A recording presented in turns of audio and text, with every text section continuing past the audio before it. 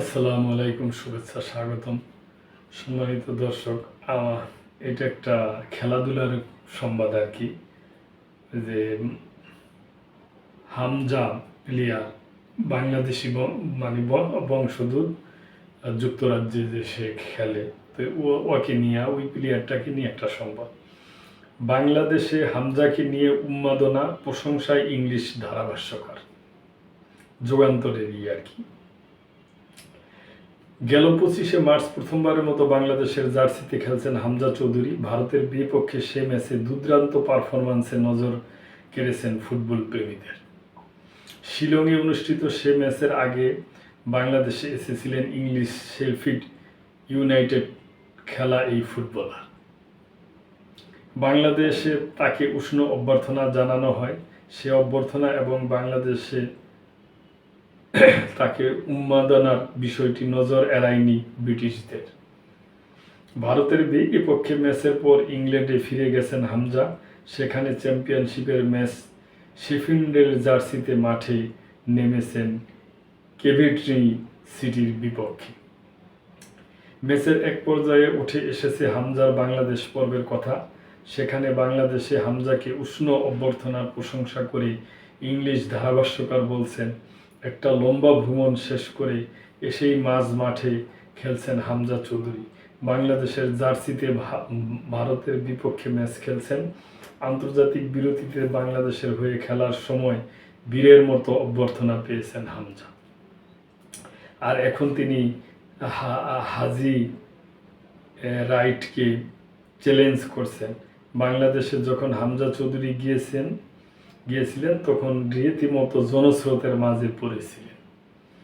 গোল করেননি, অ্যাসিস্ট নেই, কিন্তু ইংলিশ ক্লাবটির জার্সিতে নেমেই হামজা হয়ে উঠলেন মাঠের সেরা পারফরম্যান্সদের একজন। গোলটাও পেতে পারতেন। শট নিয়েছিলেন একেবারেই নিখুঁত, কিন্তু কেভিটি গোলকিপার দারুণ সেভ হতাশ করে বাংলাদেশি ফুটবলার হামজাকে। তাতে অবশ্য ম্যাচ জিততে সমস্যা হয়নি তার দলের। 3-1 গোলের সহজ জয় পেয়েছে দ্য ব্লেডসরা। দর্শক, যুগান্তরে আরেকটা প্রতিবেদন আনছে যে হামজাকে এক নজর দেখতে শিলংয়ে প্রতিপক্ষ সমর্থকদের ভিড়। দেশের গণ্ডি পেরিয়ে হামজা চৌধুরী উন্মাদনা বিদেশে ছড়িয়ে পড়েছে। দারুণ এক পারফরম্যান্স দিয়ে ভারতকে হারানোর রাস্তা তৈরি করেই দিয়েছিলেন বাংলাদেশকে। শেষমেশ যদিও গোলশূন্য ড্র করে শিলংয়ের জওহরলাল নেহরু স্টেডিয়াম ছেড়েছে কোচ হেভিয়ের কাবরেরার দল। তবে এমন পারফরম্যান্সে জয় কেড়ে নিতে না পারলেও ভারতের সমর্থকদের মন কেড়ে নিয়েছেন হামজা। তিনি যখন স্টেডিয়াম ছাড়ার জন্য গাড়িতে উঠছেন তখন তাকে এক নজর দেখতে ভারতীয়রা ভিড় করে দাঁড়িয়েছিলেন বাংলাদেশের টিম বাসকে ঘিরে। হামজা উন্মাদনা অবশ্য ম্যাচের শুরু থেকেই দেখা গেছে শিলংয়ে। তিনি তখনও মাঠে নামেননি। স্টেডিয়ামে কেবল লাইন আপ সাজানো হচ্ছে, তখনই তার নামটা শোনা গেল। বিপুল হর্ষধ্বনিতে কেঁপে উঠছিল গোটা গ্যালারি। এই ম্যাচের জন্য বাংলাদেশি দর্শক গিয়েছেন গুটি কয়েক। স্রেফ হামজার পরিবারেই গিয়েছিলেন দেশ থেকে। তাই এই হর্ষধ্বনি যে স্বাগতিত দর্শকদেরই তা বুঝে নিতে খুব একটা অসুবিধা হয় না। এরপর হামজা ম্যাচেও আলো ছড়িয়েছেন। মাঠের দখল তা ভারতকে নিতেই দেননি। একের পর এক ভারতীয় আক্রমণ ভেস্তে দিয়েছেন রক্ষকের ঠিক উপরে দাঁড়িয়ে।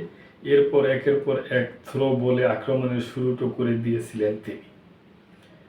ম্যাচ নিয়ে হামজা বলেন, প্রথমার্ধে খুব ভালো খেলেছিলাম আমরা। কলিগদের নিয়ে আমি খুব গর্বিত। তারা অনেক কঠোর পরিশ্রম করছে। আমরা সবাই ভালো টিম স্পিরিট নিয়ে খেলেছি।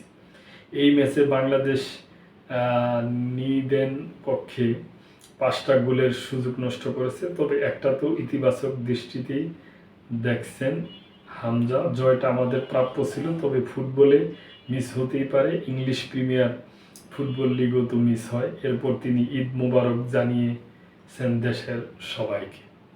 তবে জয় না পাওয়াটা হতাশা হামজার নিশ্চয়ই কিছুটা কমে গেছে একটু পরেই।